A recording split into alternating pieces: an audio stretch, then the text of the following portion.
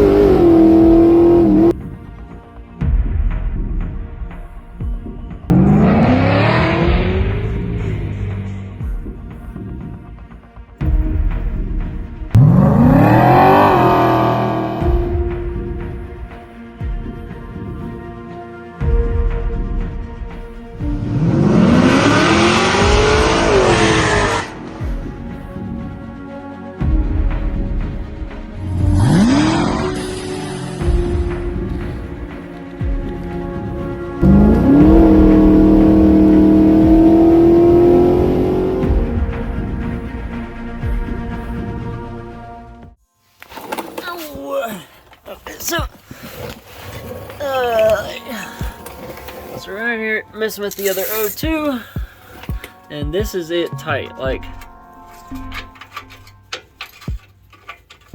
this shit's crazy. This one's snugged up halfway decent, but this exhaust leak probably isn't helping. Like, I don't know what they tried to clamp this thing with, but it ain't working. So this thing's pissing oil out of something. So I'm gonna get this O2 loose. I'm not gonna be able to unconnect it because where this thing has been sitting, it's done melted itself in half. Alright, so I was looking, loaded the tune in it, was just checking things over one more time, making sure tires, everything were good. But you can see right here, this one's starting to, you can see it sticks down pretty good, but the tires you can see have already started to rub right here. And on my Camaro, as soon as it got here, day it got here, one of these had somehow like come undone, and it was like a razor blade hanging down, and it started to gouge and eat the tire. So I had to bend it up with a pair of pliers, and then as soon as I got it in here, I took it off and did the same thing I'm doing here, just kind of tried to roll the lip up and under. So got the heat gun, warming it up, and then gently going up with this rubber dead blow and just hitting the edge and just trying to fold the edge up just enough to get it out the way. Not trying to roll the fenders, I'm just trying to keep it from this sharp edge being the first thing it contacts. I'd rather contact this edge and not go up in there enough to catch that and just slice this tire wide open. So a little bit of heat just to make the metal, you know, more pliable, a little bit easier to mold and maneuver, and so it doesn't like flake the paint or anything. Alright, so the oil. So it's not looking amazing. It is very, smells like gas, like straight gasoline. So let me get another pan because that one's probably gonna fill up. Okay, so definitely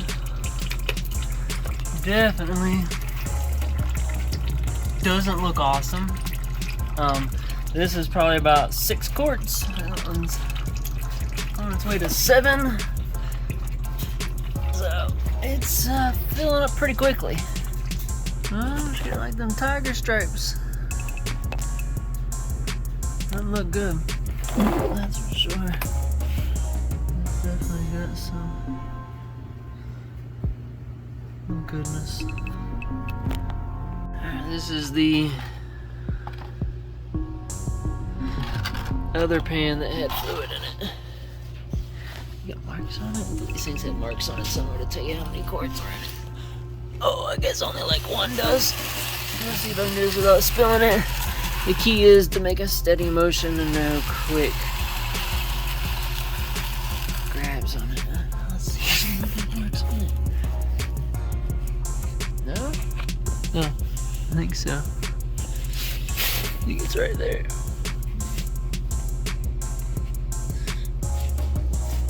Okay, so that's 6 quarts. And this one's probably another quarter, so I had 7 and it had a quart too much. And it's mostly gas because this smells like straight fuel.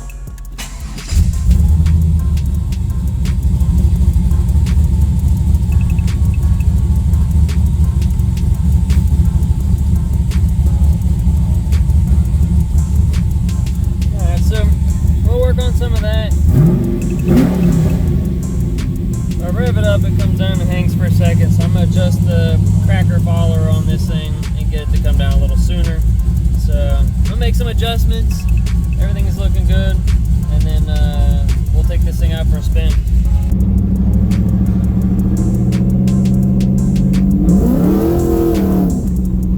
All right, so we're out making a hit, and I could hear a when it stop, and starting to dig into the wheels. I had this problem with the Camaro, but mine was hitting the wheel weights, and it was a Jegs wheel, and this I think is a Summit wheel, so I'm sure it's about the same as far as the design. They're not the best quality, but it started grinding, and you can see there where it started taking material off the caliper.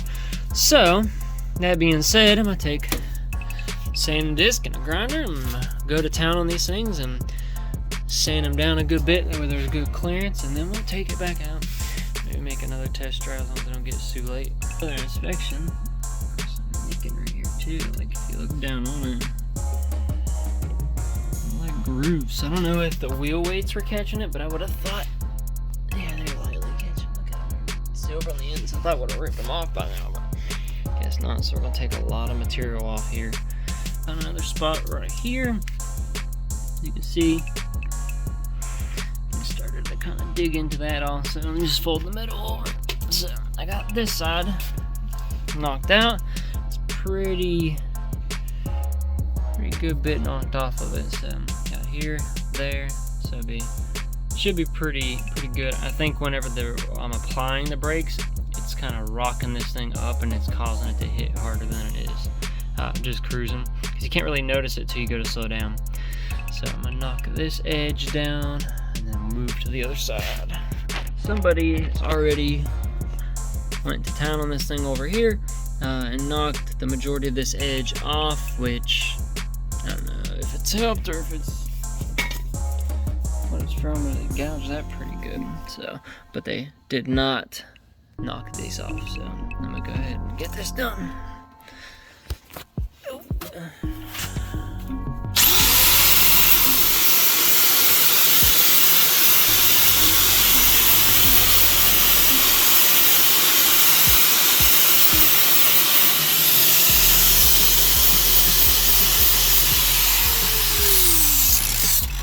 The majority of my stuff has to fucking have the calipers ground down. The Camaro, the Civic, the 4-door is gonna have to have it soon because it's getting HX wheels and they won't fit on the front. So it's like, damn man, I'm gonna get done doing is grinding down calipers. So we got the pinion angle set. It was real far off, so measuring off the snout of the crank, or off the balancer with a straight ruler on it, or off I even did it off the bolt head, come back 2.9 degrees down, which is negative. Everywhere you look, I swear there's something different, and there's like everybody's got 30 ways they're doing it, but this way is positive, no, that way is negative, and it's like, yeah.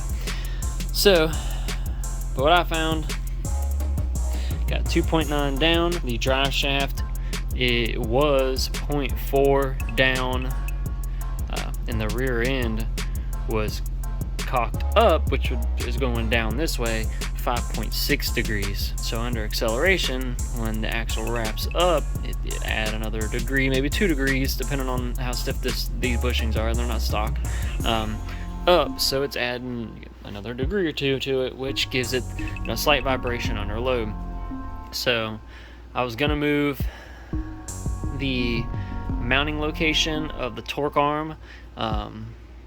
It's a short arm, usually a short low mounted arm, or is it a short high mounted arm helps with separation, and a long low mounted arm helps squat the car. So I didn't want to bring the arm down more and make it squat the tire, or squat the rear end on the tire and make it, hit the fender well. So I'd rather it separate and push the tire and drive the tire on the ground.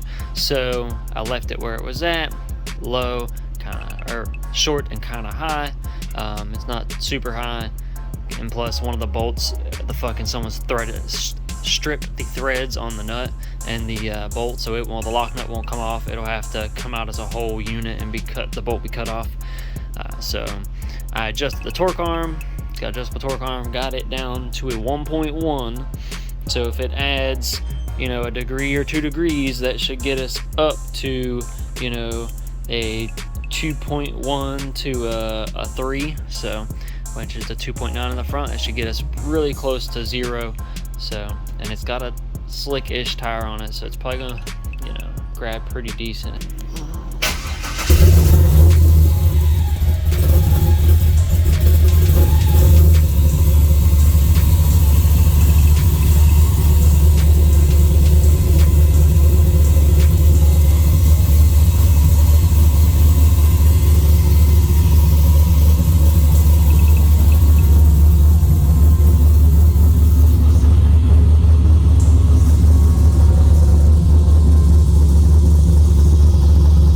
So working on getting these plugs put in, pulled the other ones out.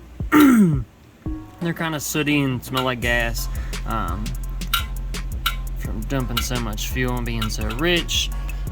Got a fresh set of BR70Fs, 3346 part number NGKs, because this thing's gonna be taking a shot of nitrous here soon. So it's got an oil leak under here.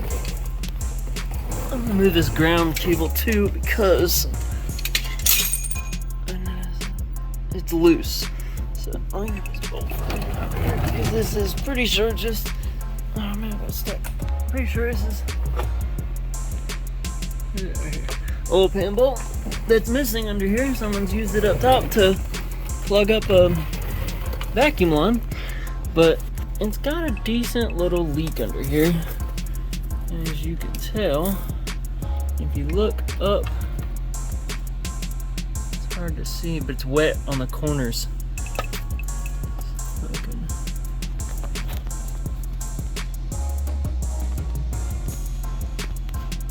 You can see right there, it's damp coming down through the crack of the bell housing. So I don't know if it's coming from the valve cover gasket up top. But if that's the case, how's it getting all the way over here? Because this is a higher point than the rest of it. That's the tire, so it's not like it could run down to it. So is it coming from the rear main seal? And then also looking up here, there's no fucking oil pan bolt in the back corner, so that probably does not help either. It makes me wonder if this rear main seal's aligned properly. And I want to pull that other filter off because this is kind of sparkly looking. Check it. Oh lord, that whole thing moved a lot. It ain't even, they don't have a bolt, and oh my god. Like there was one bolt holding this whole thing together. It wouldn't have took long for this thing chucked a belt. I swear. The more I crawl under it, the more crap I find. So if you guys can see here, you can see, I'll just spin it. Oh no, now it leans to the side. They threaded in a couple cross-threaded threads, and then it bent the fucking bolt where it was hanging off of it. See if you guys can see what I see. Do you see what I see? This on.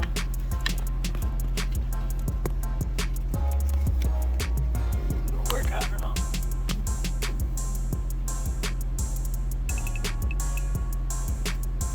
That fucking hole looks straight or not?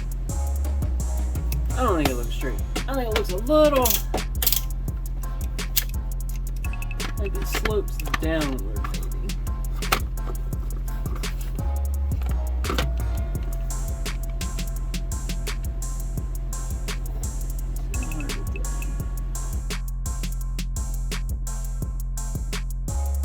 So the oil leak on the back of the motor, at least on the top of this side that I found, I don't know what the other side on the bottom is.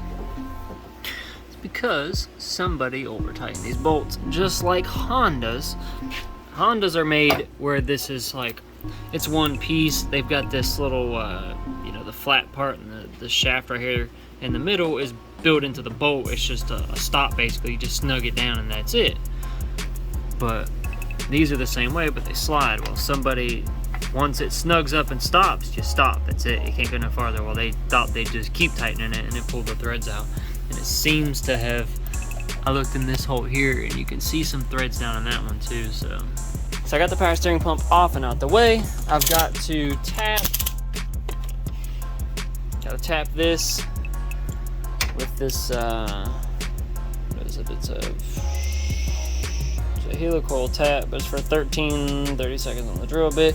I don't know. Tapping whatever size this thing is to put a helicoil in, to put an M10 by 1.5 helicoil in order to be able to bolt the alternator to it, because it was not put on correctly. And I was trying to use the tap with a wrench. I don't have a 30 seconds drill bit. I've only got a 1/8, which is, you know, right there on the edge, 30 seconds, because if you go down to 12 divided by 2 is 6, 32 divided by 2 is 16, so you have 6 16ths divided 6 by 2 gives you 3, divide 8, or 16 by 2 gives you 8, so you have 3/8 is a 64th down. So if I go 64th down, that's an 1/8 or a 3/8, so I went and put a 3/8 bit in it. Trying to get this tap started is just a pain. It's such an awkward spot. I'm like laying up underneath it, tucked in here, and I can't really get to, it's a pain in the dick. So I was like, fuck it, just remove the power steering pump, took this bolt off, and then that bolt's stuck in there. I'm not pressing the pulley off, but if you just slowly turn this with this bolt out, it'll just walk its way out with it. So it's not too bad. I've done it before like that. Again, it's better. We know my mouse. Alright, so I got her done and knocked out. That's as far back as the threads I can get. It starts to really stop because of how cockeyed they have it down at an angle. That is in far enough that this helicoil should be able to go in and have plenty of meat to grab a hold of. Take some red Loctite and put on it. Got some thread locker on there.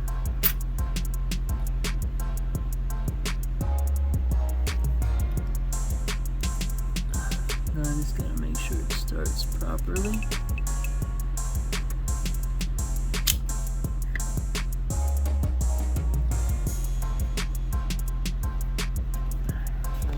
Run this thing down. Got the bottom done, waiting on the L bracket. Both bolts are bolted in.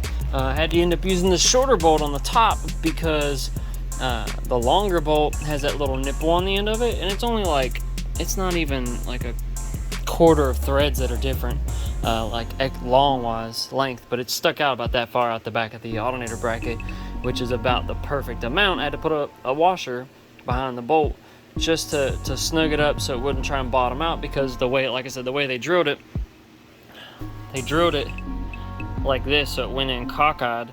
So then I tried to come in and drill like this, and I got it back there a good ways, and as I started the tap, it started to kind of catch in that weird spot, and I'm like, it's not gonna matter, because once I get so far back, it's gonna be, the bottom's gonna be out of it. So I just stopped there, and so that little nub was hitting.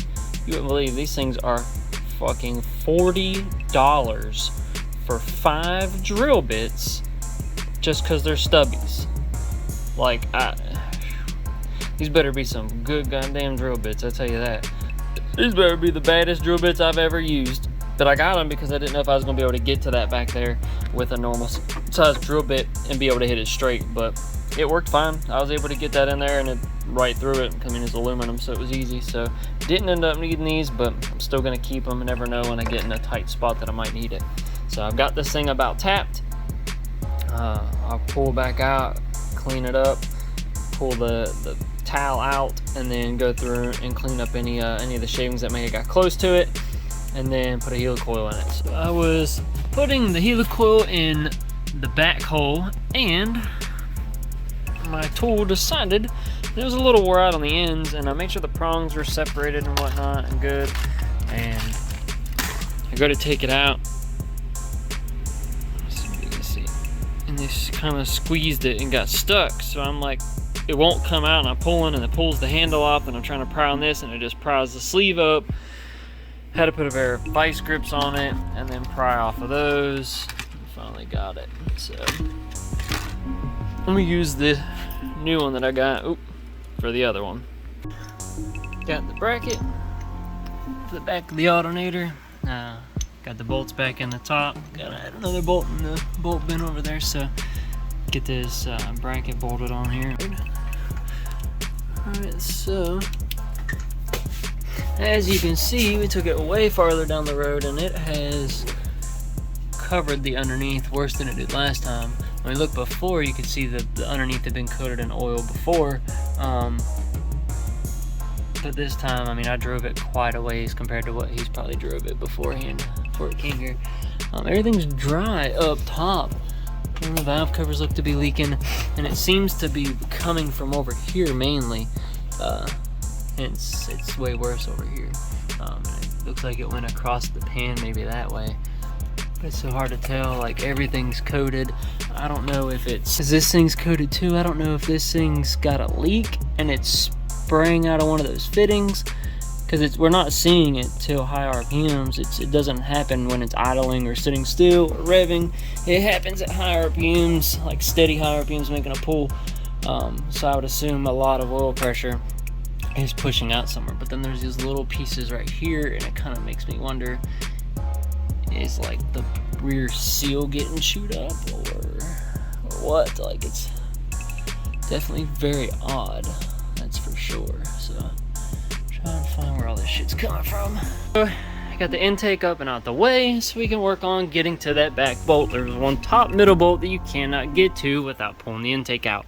And these back 4 bolts here will not come up high enough.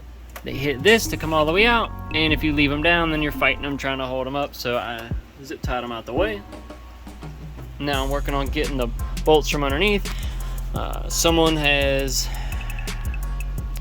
not put bolts in half the holes probably. So the lower 2 bolts and then the next 2 bolts on up, because there's 2 on each side of the tranny right here. The bottom one and the bottom one on both sides are in. There's no top on that side, and then there's none around the top except for the very top center. So don't have a whole lot of bolts to take out. Alright, got the tranny out. That's supposed to be a built tranny by Bobby's Transmission Service. Kinston, North Carolina. Just 24L60. How good it is. Alright, you can see the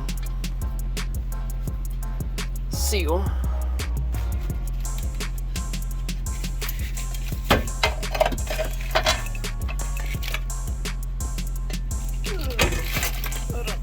Oh yeah.